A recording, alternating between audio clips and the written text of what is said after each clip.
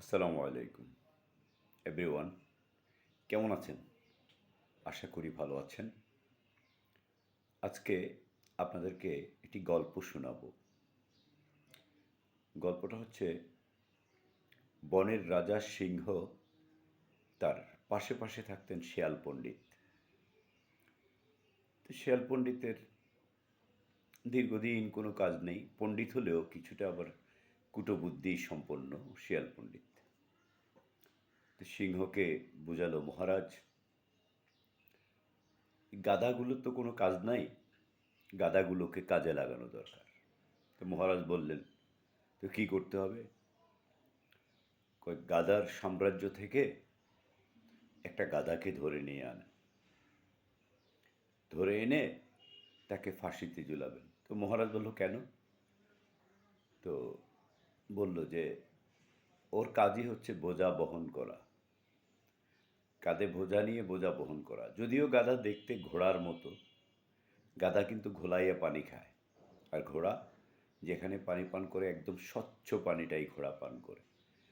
তো গাধা দেখতে ঘোড়ার মতো হলেও গাধা হচ্ছে ছোট প্রাণী, ঘোড়ার সাইজে অনেক ছোট। তো যাই হোক, যেই বুদ্ধি সেই কাজ, শিয়াল পণ্ডিত বুদ্ধি দিলে। মহারাজ সিংহ মহারাজ কয়েকজন সিংহকে পাঠালেন, যাও গাদার রাজ্য থেকে একটা গাধাকে ধরে আনো। তো গাদার রাজ্য থেকে গাধাকে ধরে আনলেন, ধরে এনে বলল, তোমাকে আজকে আমাদের রাজভোজনে নেওয়া হবে। তো গাধা বলল, বুঝিনি, রাজভোজন মানে? আরে বলছে যে আমরা সবাই আজকে ভোজন করব, খাবো, রাজকীয় খাবার দাবার খাবো, সেটাতে তোমাকে জবাই করা হবে, তারপরে তোমাকে খাওয়া হবে। যাই হোক, গাধার তো দেওয়ালে পিঠটা ঠেকেই গেল। তো গাধা বুদ্ধি করে বলল, মহারাজ, আপনি তো আমাকে খাবেন, তার আগে আমাকে 1 বছর সময় দেন। তো মহারাজ সিংহ বলল, কি সময় দিতে পারি? তো বলল, ঠিক আছে, আমাকে আপনার সাথে 1 বছর আপনার বোঝা বওয়ার সুযোগ দেন, আমি আপনার বোঝাগুলো বইব। বোঝা বইতে বইতে একটা সময় সিংহের সাথে গাধার বন্ধুত্ব হয়ে গেল।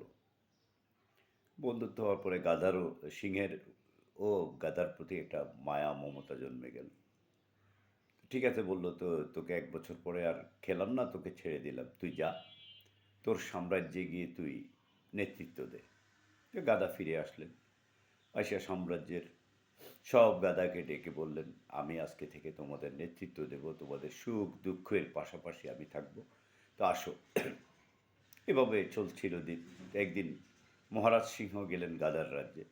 যাওয়ার পরে যাই হোক, আলাপ আলোচনা শেষে ফিরে আসার সময় গাদা তাকে মহারাজকে এক পাল গাদা উপহার দিলেন ভোজন করার জন্য।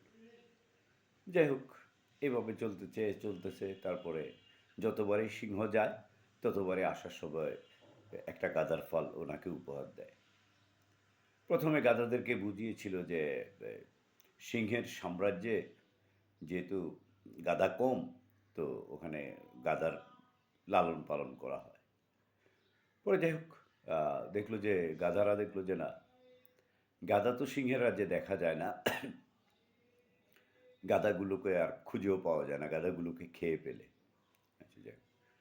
পরে একটা সময় নেতা গাদা যিনি নেতা সেজেছেন, তাকে বাদ দিয়ে সবাই সিদ্ধান্ত নিল যে না, এবার আমরা প্রতিরোধ করবই, আমরা আর সিংহ আসলে ওর ডাকে, আমাদের নেতা যে ডাক দিবে, নেতার ডাকে যাব না।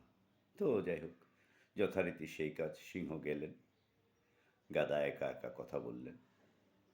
গাদার পালও আসলো না, যাওয়ার সময় সিংহকে গাদার পালও উপহার দিতে পারলো না। তো সিংহ যাওয়ার সময় বলল যে, ঠিক আছে, আজকে তুই চল আমার সাথে, তোর সাথে আমার রাজসভায় বৈঠক আছে। এই বলে নিয়ে গাদাকে ঠিক মতোই সিংহ মহারাজরা জবাই করে গাদাটিকে খেয়ে ফেললেন। আসলে এই কথাটা বলার মূল উদ্দেশ্য হচ্ছে যে আমরা আমাদের নিজের আমিত্ববোধ এবং অস্তিত্ববোধকে বিসর্জন দেই বলে আমরা বারে বারেই পরাজিত হই এবং পরাভূত হই। তো ধন্যবাদ। ভালো থাকবেন সবাই।